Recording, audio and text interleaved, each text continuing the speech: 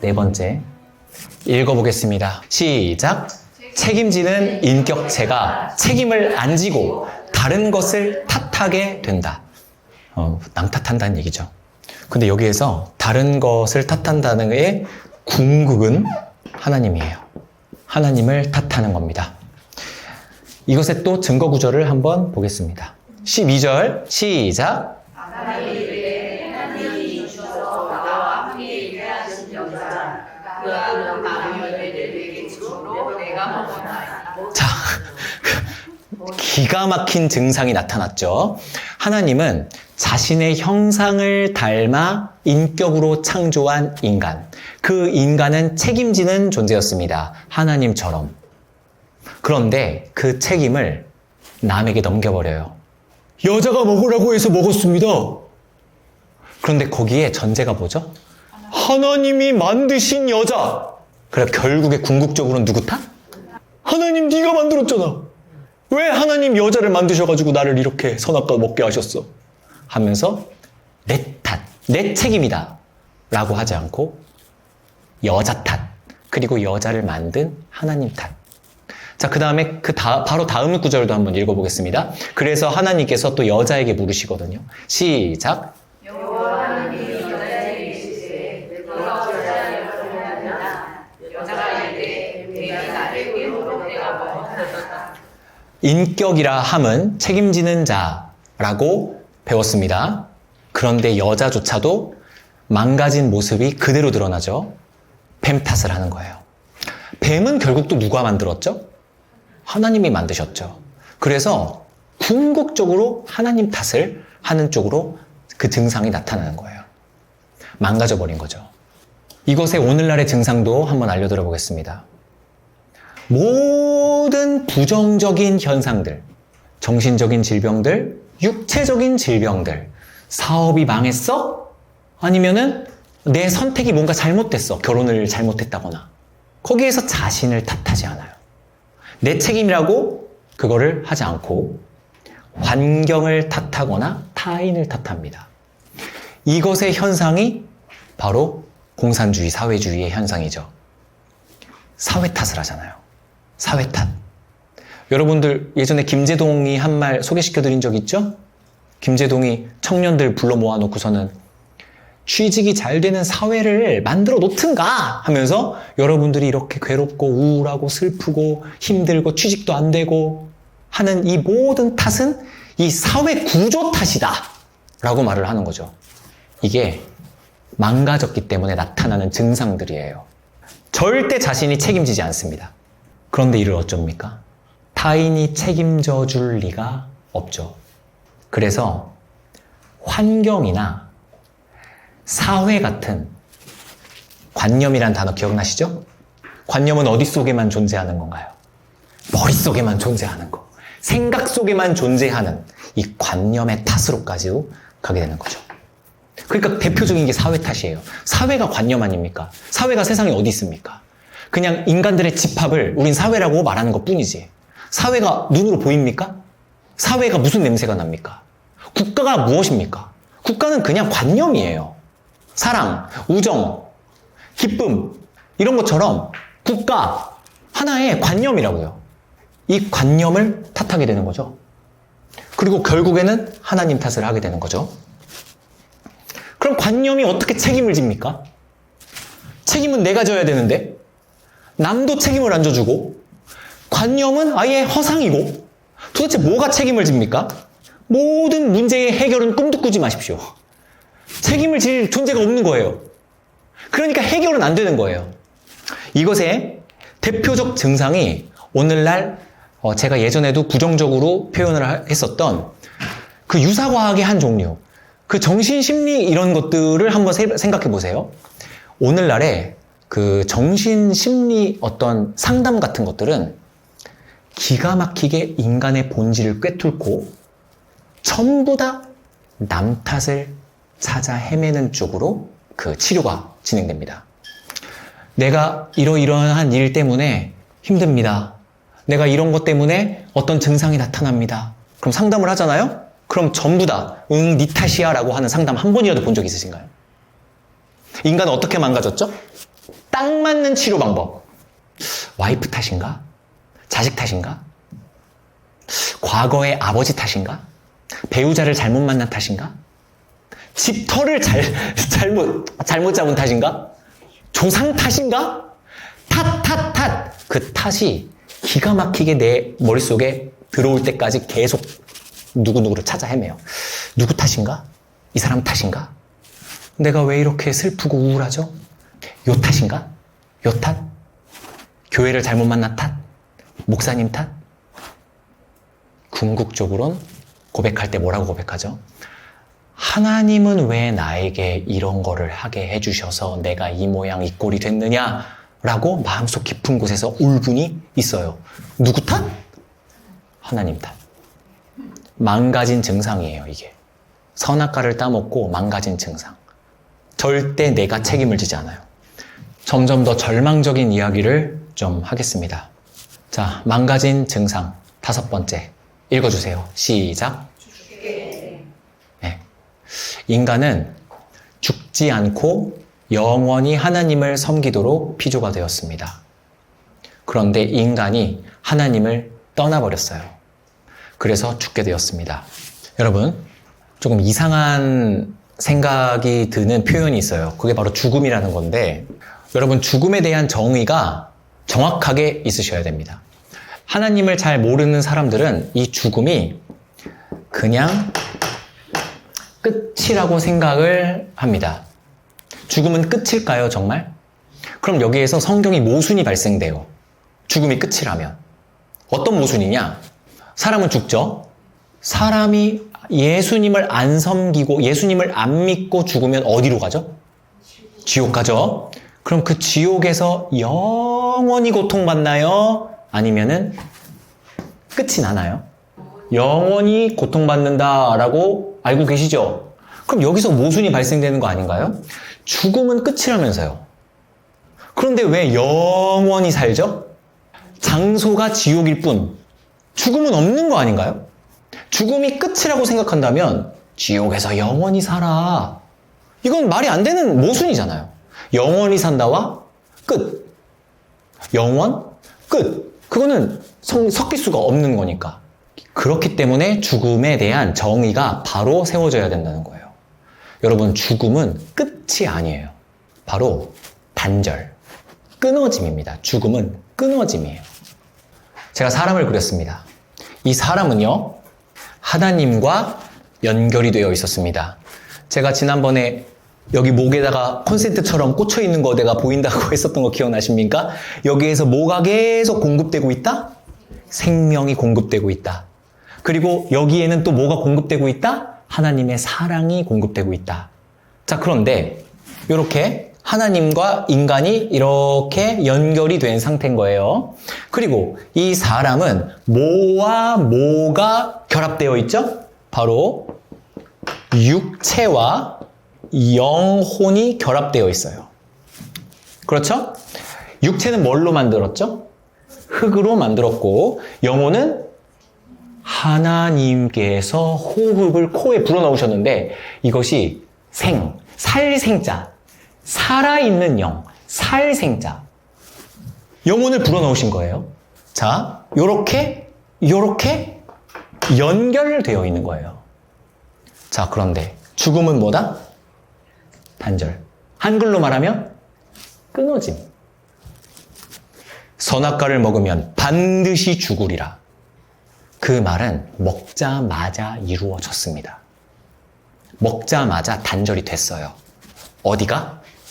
뚝! 하고 여기가 끊어질 거예요. 그래서 하나님께로부터 오는 콘센트가 빠져버렸어요. 그 죽음이에요. 하나님께로부터 사랑을 공급받아야 되는데 이제는 사랑을 공급받지 못하죠. 그래서 인간은 영원한 외로움에 처하게 되었습니다. 외로워요. 고독해요.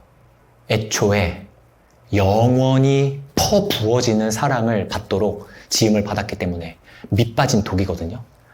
그 인간이 채울 수가 없거든요. 그러니까 영원히 외로워요. 고독해요. 뭘 해도 즐겁지가 않아요. 여기가 끊어졌으니까. 그 다음 육체와 영혼이 연결되어 있죠. 이게 또 끊어지잖아요. 이게 우리가 눈으로 보는 죽음이에요. 육체와 영혼이 있기 때문에 지금 여러분들이 이렇게 표정도 짓고 감정을 느끼고 하는 건데 이게 80살이나 90살이나 이렇게 되면 끊어져요. 그러면은 흙만 덩그러니 남아있는 거죠. 그게 바로 시체라고 하는 겁니다. 흙만 덩그러니 남아있는 겁니다. 영원한 뭐를 공급받아야 되는데? 생명을 공급받아야 되는데 그게 끊어졌으니까 이제 점점 늙고 병들게 되도록 망가져 버렸습니다. 굉장히 현실적이죠, 이거는. 아까 책임지지 않고 책임을 전가하는 존재가 되어버렸다. 내가 책임을 안 진다. 남 탓한다. 하나님께로부터 도망다니는 그런 망가짐이 증상이 나타났다. 이거는 생각이 좀 추상적이지 않으십니까? 그런데 지금 이 그 5번째 특징. 단절. 죽게 됐다라는 증상은 지금 손등을 한번 보세요. 얼마나 쪼글쪼글해졌는지. 망가진 거예요. 원래는 이게 아니에요, 원래가. 그리고 아침에 일어날 때, 아이고, 이거 이런 거. 망가진 겁니다. 원래는 다다다다다 뛰어도, 숨도 안 차고. 이렇게 지음받았는데, 하나님께로부터 이게 끊어진 것 중에 분별력과 절제가 있습니다. 분별과 절제력도 하나님께로부터 오는 선한 것인데 그것도 단절돼 버렸기 때문에 인간은 뭐의 요구에 순종하게 되느냐? 육체의 요구에 순종하게 되도록 또 바꿔버린 거예요. 망가져 버렸어요. 육체의 욕구에 지배당하는 거예요. 그래서 절제를 못합니다. 욕에 지배당해요. 뭐 예를 들면 인간의 본질이라고 하는 그 욕구들, 식욕, 먹고 싶어 하죠. 성욕, 수면욕. 수면욕은 놀고 싶어 하는 마음이라고 생각하시면 돼요. 수면욕. 또 대표적으로 물욕. 물건에 대한 집착이잖아요. 물욕. 이런 인간의 욕구들, 이런 것이 하나님께로부터 끊어졌기 때문에 인간은 절제력을 상실해버리게 되는 거죠. 욕구라고 하는 것은요, 채워지지 않는다라는 속성이 있거든요. 생각해 보세요. 짐승들은 배불리 식사를 하잖아요? 그러면은 음식을 남겨요. 저장을 한다든가. 근데 인간은요, 맛에 취해서 배가 충분히 불러도 더 먹습니다. 왜냐? 욕구이기 때문에. 채워지지 않아요. 또 성욕, 역사적으로 일부 다처제가 성행하지 않습니까? 이 성욕을 채우지를 못해서. 자, 또 포르노 시장이 얼마나 활발합니까? 이런 것들이 다 인간의 망가져버리는 현상들이고, 또 물욕 보세요. 여러분 필요한 뭐 신발이 한 5개 정도 있으면 됐죠. 그런데 돈이 많으면 많을수록 신발을 50켤레, 60켤레 막 사고, 가방 10개, 20개 막 사고, 사도 끝이 없는 물욕들. 채워지지 않는 거죠. 수면욕은 어떻습니까? 여러분 학생들한테 방학을 충분히 줘서 2달 동안 쉬게 해줘도 그 다음날 학교 가기 싫어하는 게 인간의 마음이에요. 휴가로 1달 동안 해외여행을 갔다 와도 이제 충분히 쉬었다. 충분히 쉬어? 뭘 충분히 쉬어? 더 쉬고 싶지. 돈만 있으면 영원히 쉬고 싶지. 영원히 놀러 다니고 싶은 게 인간의 채워지지 않는 욕구 아닙니까? 네, 충분히 쉬었으면 이제 일해야겠다? 그런 생각을 어디서 해요? 이런 것들이 인간의 육체로부터 오는 욕구. 그 욕구에 지배당하게 되고, 여기에서 성경은 이거를 종이라고 부르게 돼요. 육체의 요구에 우리는 끌려다닐 수밖에 없는 종이 돼버리는 거죠. 종은요, 불순종을 할 수가 없어요. 이 욕구는요, 인간을 지배하는 건 동서고금을 막론하고 모든 철학에서 나와요. 그래서 인간의 욕구가 인간의 본질이다라고 표현을 해요. 그냥 특성이 아니라 인간이라면 누구나 갖고 있는 본질이라고 표현을 합니다. 하나님과의 분리는 선악과를 먹었을 때 즉각적으로 일어났어요. 우리는 영혼과 육체의 분리를 기다리면서 살아가게 됐습니다. 육체와 영혼의 분리를 우리는 기다리면서 살아요. 그래서 외로움, 늙고 병듦, 채워지지 않는 유욕에 지배당하면서 살게 되고 또 허무함이 찾아와요. 우리는 뭘 기다리면서 산다고요? 육체와 영혼의 단절을 기다리면서 살 뿐이죠. 모든 게 허무하죠. 그 다음에 두려워요. 내가 쌓아놓은 공덕이 이제 다 허무하게 사라져버릴 거라는 걸 다 알아요, 인간은. 부자들이 그걸 더 잘 알아요. 그렇게 생고생해가지고 돈을 10억을 모았는데 내가 암이라고? 이런 젠장. 이렇게 허무할 수가. 더 잘 알아요. 우리는 모두 죽게 되었습니다. 분리가 되게 되었어요. 절망적인 이야기가 연속이 됩니다. 이렇게 망가졌습니다. 읽어주세요. 시작. 인간의 노력으로 행복은 없다. 절대 없습니다. 절대. 자, 성경 찾아보겠습니다. 자, 17절부터 시작. 아담에게 이르시되 내가 내 양의 만을 보고 내가 내게 먹지 말라 한 나무의 열매를 먹었은즉 나는 너로 말미암아 저주를 받고 너는 내 평생에 수고하여야 그 소산을 먹으리라. 네. 사람에게 다시 너희와 엉겅퀴를 먹을 것이라. 여기까지요. 좋아요. 자, 여기에서 너는 평생 수고하여야 그 땅의 소산을 먹을 거고 그 땅은 너에게 뭐만 낼 뿐이다? 가시와 엉겅퀴만 낼 뿐이다. 땅은 저주를 받았기 때문에. 자, 여기서 이것도 마찬가지입니다. 이것도 우리가 문자 그대로 적용을 하면은 안 그런 경우들 많잖아요. 여러분, 만석군 뭡니까? 만석군. 여러분, 조선시대 때부터 한 해 농사를 지어서 쌀이 만석이 나오는 부잣집을 만석군이라고 했었고, 쌀이 천석이 나오면 천석군이라고 했었거든요. 아니, 무슨 땅이 가시와 엉겅퀴만 냅니까? 이거 가짜잖아요. 여기서 저주받은 땅이란, 진짜 저주받은 거 맞아요. 네. 그런데 여기서 저주받은 땅이란 우리의 이 행복을 추구하는 마음을 의미한다라고 보는 게 좀 더 맞습니다. 그럼 네가 일평생 수고하고 노력하여야 그 소산을 먹을 거다. 이거는 한번 마음으로 한번 적용시켜 볼까요? 네가 발버둥 치고 발버둥 쳐야 그나마 이 우울함과 불행함과 고독함과 외로움으로부터 조금은 도망쳐 나올 것 같을 거다. 그렇게 산다, 너는. 죽을 때까지. 그런데 이걸 어쩌나 땅은 저주를 받았는 걸. 가시와 엉겅퀴만 나올 뿐이네. 아무리 발버둥 쳐봐라. 가시와 엉겅퀴만 네 마음에서 나올 거다. 이러면 난 행복해지겠지? 10년을 쏟아부어요. 10년을 노력해요. 성공했다 칩시다. 가시와 엉겅퀴만 나온 거예요. 생각보다 행복하지 않은데. 예. 우리가 뭐 예를 들어서 행복을 위해서 노력한다라고 하는 여러 가지 것들이 있지 않습니까? 대표적으로 물건을 산다든지 여행을 간다든지 돈을 많이 번다든지 좋은 사람과 결혼을 한다든지. 그런데 우리 나이를 그래도 한 50살 이상 이렇게 살다 보면 그거 다 아닌 거라는 걸 아시잖아요. 뭐 정말 사고 싶었던 자동차를 산다 한들, 몇 억짜리 집을 산다 한들 1년만 살면은 그냥 평범한 일상이 되어버리고 그것이 나에게 있어서 행복을 가져다 주지 못해요. 뭐 2억짜리 뭐 벤츠 하나 사면은 막 세상을 다 가진 기분일 것 같다? 그렇게 생각해서 열심히 노력해가지고 벤츠를 산다? 그게 뭐? 이것이 성경에 기록되어 있는 거예요. 땅은 저주를 받았기 때문에 가시와 엉겅퀴만 나올 뻔이다. 그런데 이게 얼마나 절망적이냐 하면 19절입니다. 시작. 내가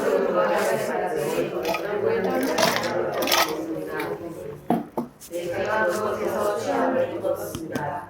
너는 이 흙으로 돌아갈 것이라 하셨습니다. 네가 흙으로 돌아갈 때까지, 이 말은 죽을 때까지 얼굴에 땀을 흘려야 먹을 것을 먹을 거다. 이것도 문자 그대로 해석하시면 안 되죠. 부자들은 늙어 죽을 때까지 떵떵거리면서 땀 안 흘리고 먹을 거 다 먹어요. 이건 그거를 의미하는 것이라기보다는 우리의 마음을 이야기하는 건데, 죽을 때까지 삶에 대한 걱정을 놓지 못한다는 거예요. 죽기 바로 전날까지 계속 그냥 흙으로 돌아갈 때까지 걱정, 근심, 두려움, 외로움, 고독함에 쩔다가 그냥 고독함과 외로움과 싫음과 걱정의 장아찌가 되어서 그냥 죽는 거예요. 절대 행복은 없습니다. 자녀들한테 이거를 알려주는 게 지혜를 알려주는 거예요. 돈을 많이 벌어도 너는 절대 행복할 수 없어. 결혼을 잘해도 절대 행복할 수 없어. 인간은 네 힘으로 가시와 엉겅퀴만 나올 뿐이야. 무슨 놈의 좋은 대학, 좋은 직장을 추구한단 말입니까? 성경이 이렇게 분명하게 말하고 있는데 절대 행복은 없어요. 가시와 엉겅퀴만 나올 뿐이에요. 여기에서 혹시 요렇게만 되면 진짜 행복하겠다 라고 생각하시는 어떤 지점들이 있으세요? 요렇게만 내 삶이 바뀌면 진짜 행복하겠다. 저는 교회에서 이렇게 투정 부리는 사람이 큰 코 다치는 것들을 이렇게 지켜본 적이 너무 많아요. 여러분들 기억 속에 생각나시는 분들이 몇 있으실 겁니다. 이 사람들이 우리 엄마 때문에 너무 힘들어요. 우리 엄마 때문에 너무 힘들어 죽겠어요. 그런데 진짜 엄마가 죽었어. 그랬는데도 불평이 사라지던가요? 안 사라져요. 내가 지금 집이 없어서 너무 걱정이야. 집만 있으면 소원이 없겠어. 그런데 진짜 그 사람이 몇 년 후에 자기 집을 꿈에도 그리던 집을 갖게 된 거예요. 그런데도 다른 걸 걱정해요. 다른 걸. 채워지지 않는 걸 많이 봤습니다. 다 뻥이에요. 요것만 하면 소원이 없겠다? 아니요. 소원은 차고 넘치던데요? 네. 절대 행복할 수 없다. 언제까지? 죽기 1초 전까지. 근심하면서 죽는 거예요, 그냥. 근심하면서 죽는 거예요. 얼마나 허무합니까? 7번 마지막인데요. 절망의 클라이막스입니다. 여러분, 정말 불쌍합니다. 정말 우리들은 너무 불쌍한 존재예요. 읽어보겠습니다.